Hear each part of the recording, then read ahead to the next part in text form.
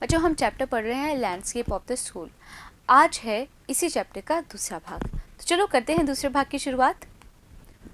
A classical Chinese landscape is not meant to reproduce an actual view. जो classical Chinese landscape है, भू दृश्य है, वो रिप्रोड्यूस करने के लिए नहीं है, वो प्रतिकृति बनाने के लिए नहीं है एक्चुअल व्यूज के, असल के दृश्यों की। As would a western figurative painting, जैसा कि वेस्टर्न यथार्थवादी चित्रकारी में होता है। Whereas the European painter wants you to borrow his eyes, लेकिन जो यूरोपियन पेंटर है वो चाहता है कि आप उनकी नज़र से देखें। बोरो हिज आइज का मतलब यहाँ पर क्या है बच्चों, कि आप उनकी नज़र से देखें and look at a particular landscape exactly as he saw it. और वो क्या चाहता है कि आप उस खास लैंडस्केप को उसी तरीके से देखें जैसे कि उसने देखा था, फ्रॉम अ स्पेसिफिक एंगल, उस खास एंगल से, उस खास कोण से। The Chinese painter does not choose a single view point, पर जो चाइनीज पेंटर है वो नहीं चुनता है एक दृष्टिकोण को, एक व्यू पॉइंट को। देखिए बच्चों, यूरोपियन पेंटर क्या चाहता है कि अपनी चित्रकारी के माध्यम से वो लोगों को वो चित्र दिखाए, वो दृश्य दिखाए, बिल्कुल वैसा ही दिखाए जैसा कि उसने देखा था। पर जो चाइनीज पेंटिंग है उसमें ऐसा नहीं है। उसमें है कि भाई आपका उस चित्र को देखने का कोई भी दृष्टिकोण हो सकता है। His landscape is not a real one. उसका जो भूदृश्य है वो असल नहीं है। And you can either it from any point, और आप उसको क्या कर सकते हो, एंटर कर सकते हो, प्रवेश कर सकते हो उसके अंदर किसी भी पॉइंट से। तो बच्चों क्या क्या शब्द है यहाँ पे देखिए। सबसे पहला है रिप्रोड्यूस। रिप्रोड्यूस यानी कि प्रतिकृति। फिगरेटिव यानी कि यथार्थवादी। पर्टिकुलर मतलब खास। स्पेसिफिक यानी कि इसका मतलब भी होता है खास। सिंगल यानी कि कोण। चूज यानी कि चुनना।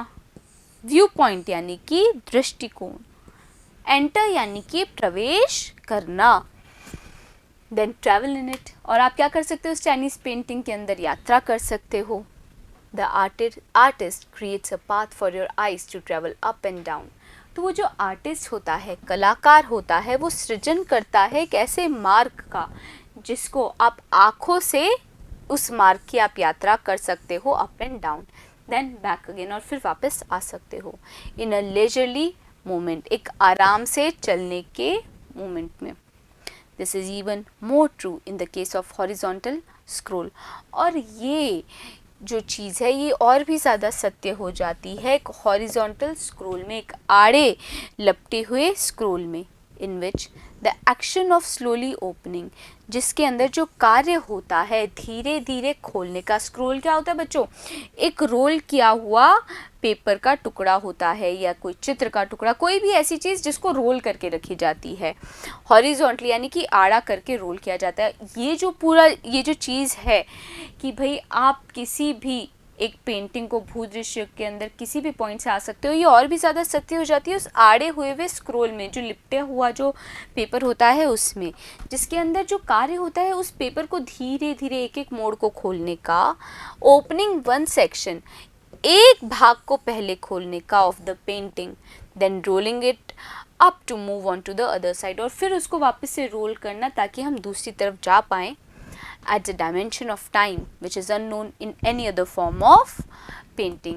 ये क्या करता है, ये एक और आयाम जोड़ देता है समय के, जो कि और किसी भी फॉर्म में, किसी भी पेंटिंग के किसी और फॉर्म में अननोन है, अज्ञात है। तो क्या क्या शब्द है बच्चों यहाँ पे देखिए। सबसे पहला है क्रिएट्स। क्रिएट्स यानी कि सृजन करना। पाथ यानी कि मार्ग। लेजरली यानी कि आराम से। मूवमेंट यानी कि चलना। हॉरिजॉन्टल यानी कि आड़ा। स्क्रोल यानी कि लपेटा हुआ। एक्शन मतलब कार्य। स्लोली यानी कि धीरे धीरे। सेक्शन यानी कि भाग, और डायमेंशन मतलब आयाम। It also requires the active participation of the viewer. ये जो चाइनीज़ पेंटिंग होती हैं इनके अंदर आवश्यक होता है कि एक एक्टिव पार्टिसिपेशन हो, सहभागिता हो उस व्यूअर की, यानी कि जो वो दृश्य देख रहा है उसकी। Who decides, जो फैसला करता है, at what pace he will travel through the painting, कि वो किस गति से उस पेंटिंग के अंदर यात्रा करेगा। A participation, एक ऐसी सहभागिता which is physical as well as mental, जो कि भौतिक और मानसिक दोनों हैं। The Chinese painter does not want you to borrow his eyes, जो चाइनीज़ पेंटर है वो ये नहीं चाहता कि आप उसकी आंखों से देखो। बोरो का मतलब वैसे तो क्या होता है, उधार लेना। तो चाइनीज़ पेंटर ये नहीं चाहता कि आप उसकी नज़र से उस पेंटिंग को देखो। He wants you to enter his mind, पर वो चाहता है कि आप लोग उसके दिमाग के अंदर जाओ। The landscape is an inner one, a spiritual and conceptual space. ये जो भूदृश्य है ये आंतरिक है, एक स्पिरिचुअल आध्यात्मिक और कल्पना की जगह है। तो बच्चों क्या क्या शब्द हैं यहाँ पे देखिए, रिवाइज करते हैं हम। सबसे पहला है रिक्वायर्स। रिक्वायर्स यानी कि आवश्यक होना। पार्टिसिपेशन यानी कि सहभागिता। डिसाइड्स यानी कि फैसला करना। फिजिकल यानी कि भौतिक। मेंटल यानी कि मानसिक। बोरो मतलब उधार लेना। स्पिरिचुअल यानी कि आध्यात्मिक। कंसेप्चुअल यानी कि कल्पना की। स्पेस यानी कि जगह। This concept is expressed as century, और ये जो कॉन्सेप्ट है ये व्यक्त किया जाता है सेंचुरी के नाम से। लिटरली, जिसका अक्षरशः मतलब होता है mountain water, which is use together represent the word landscape, जिसको क्या किया जाता है, एक साथ इस्तेमाल किया जाता है रिप्रेजेंट करने के लिए उस शब्द लैंडस्केप को। More than 2 elements of an image, जो 2 तत्व होते हैं एक चित्र के, these represent 2 complementary poles। ये जो सेंचुरी जो है वो रिप्रेजेंट करते हैं 2 कॉम्प्लीमेंट्री पूरक पोल्स को, ध्रुवों को। Reflecting the Daoist view of the universe, और जो प्रतिबिंबित करते हैं डायो का जो व्यू था, विचार थे उस ब्रह्मांड के, उसको लेकर। द माउंटेन इज यांग, जो पहाड़ है इस सेंचुरी में क्या है बच्चों, माउंटेन वाटर है इसमें, है ना। तो इस सेंचुरी का मतलब क्या है, जो पहाड़ है वो क्या है, यांग है। रीचिंग वर्टिकली टुवर्ड्स हेवन, जो कि पहुंच रहा है लंबवत तरीके से हेवन की ओर, स्वर्ग की ओर। स्टेबल, वार्म एंड ड्राई, जो कि क्या है, स्थिर है, गर्म है और सूखा है। इन द सन, सूरज की वजह से। तो बच्चों जो ये सेंचुरी है इसका जो पहला तत्व है वो क्या है, यांग। अब दूसरा तत्व क्या है वो हम जानेंगे। पहले हम देखते हैं जो सारे हमने अभी मीनिंग्स पढ़े हैं उन्हें। सबसे पहला है एक्सप्रेस्ड। एक्सप्रेस्ड यानी कि व्यक्त। फिर है लिटरली। लिटरली यानी कि अक्षरशः। एलिमेंट्स यानी कि तत्व। इमेज यानी कि चित्र या फिर दृश्य। कॉम्प्लीमेंट्री यानी कि पूरक। पोल्स यानी कि ध्रुव। रिफ्लेक्टिंग मतलब प्रतिबिंबित करते हुए। यूनिवर्स यानी कि ब्रह्मांड। वर्टिकली मतलब लंबवत। स्टेबल यानी कि स्थिर। वार्म यानी कि गर्म।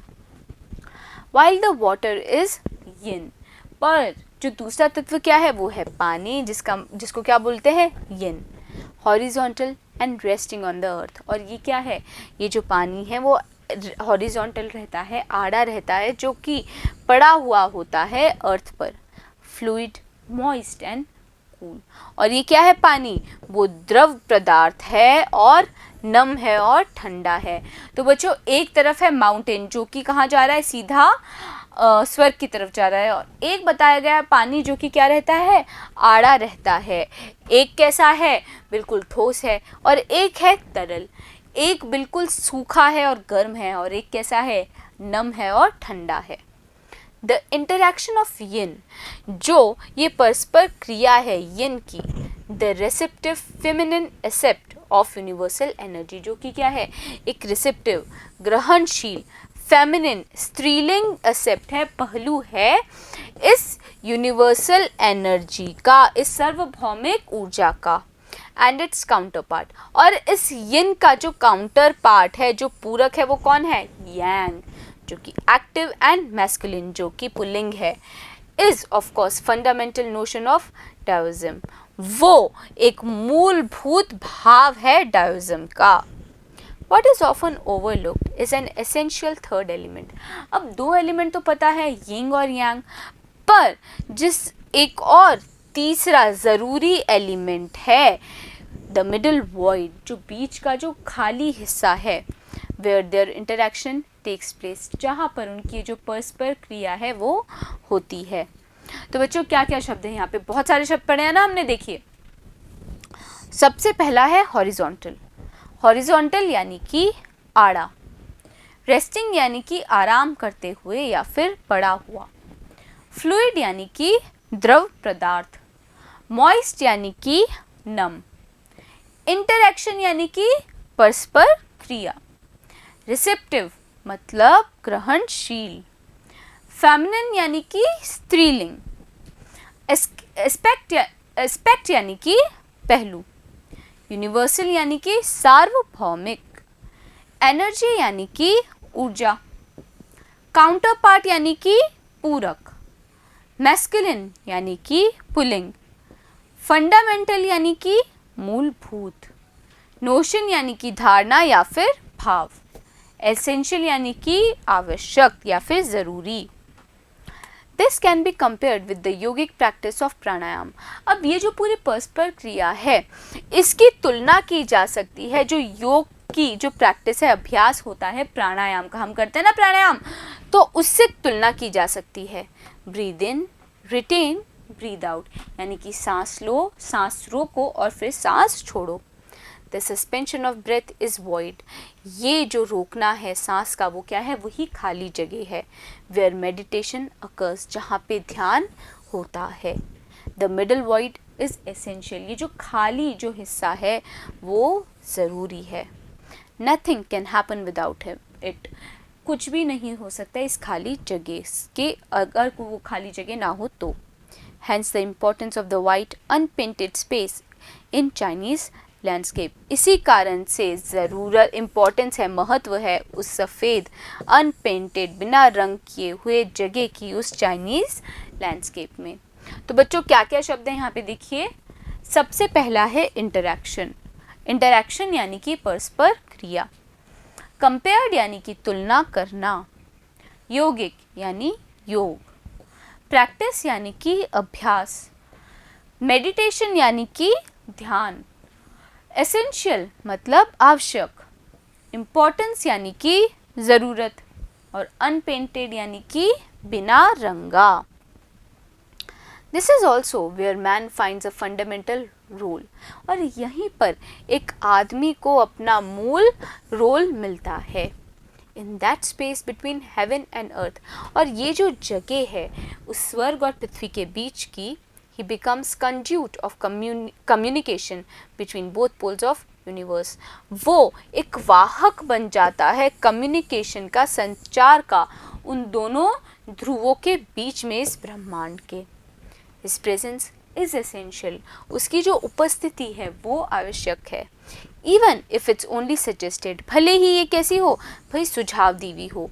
Far from being lost or oppressed by the lofty peaks, और क्या है ये बहुत दूर है खोने के और दबे होने के उन लोफ्टी, उन ऊंचे पहाड़ों के। He is in Francois Cheng's wonderful expression the eye of landscape, और ये जो इंसान है वो क्या है?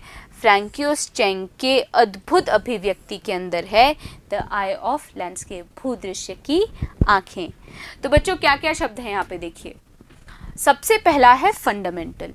फंडामेंटल यानी कि मूल, फिर है स्पेस यानी कि स्थान या फिर जगह, कॉन्ड्यूट यानी कि वाहक, कम्युनिकेशन मतलब संचार, प्रेजेंस यानी कि उपस्थिति, सजेस्टेड यानी कि सुझाव दिया, ऑप्रेस्ड यानी कि दबा हुआ, लोफ्टी यानी कि ऊंचा, वंडरफुल यानी कि अद्भुत, और एक्सप्रेशन यानी कि अभिव्यक्ति। तो बच्चों अच्छा लग रहा है ना आपको चाइनीज़ लैंडस्केप के बारे में जान के कि भाई चाइना के अंदर यिन एंड यांग की कितना ज़्यादा इनका महत्व है कि एक क्या करता है दूसरे का पूरक है, और बीच के अंदर जो छेद है, जो वॉइड है, वो सबसे ज़्यादा ज़रूरी है क्योंकि इसी वॉइड के अंदर यिन एंड यांग मिलते हैं। और किसी भी भूदृश्य के अंदर वही जो इम्पोर्टेंस है वो किसकी है, एक मानव की है। बच्चों अभी इस चैप्टर का एक भाग और बचा है जहाँ पे हम बात करने वाले हैं चंडीगढ़ की एक बहुत मशहूर जगह के बारे में। बने रहिएगा मेरे साथ, मिलते हैं अगले वीडियो में।